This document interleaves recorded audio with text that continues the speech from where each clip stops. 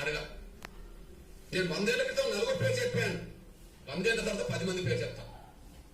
ఒక్కసారి ఆ 10 మంది పేర్లు వినండి. బ్రదర్ అనిల్ కుమార్, వైఎస్ రాజశేఖర గారు అల్లుడు. బ్రదర్ అనిల్ కుమార్, వైఎస్ రాజశేఖర గారు అల్లుడు. చాలా గొప్ప ప్రచారకుడు, Brahman. Okay,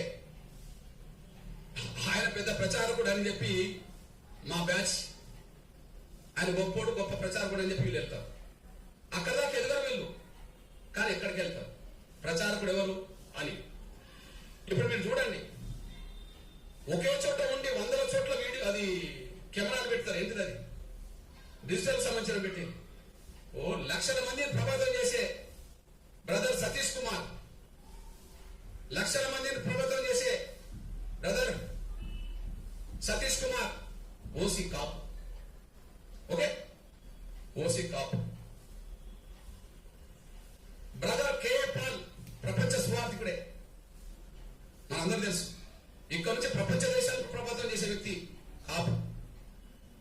okay, brother John Wesley, brother రాజమండ్రికి వెళ్ళిన జాన్ వెస్లీ, ఇతను మన మంగళి సోదరుడు, చాలా ప్రభావితం చేస్తున్నాడు, బీసీ.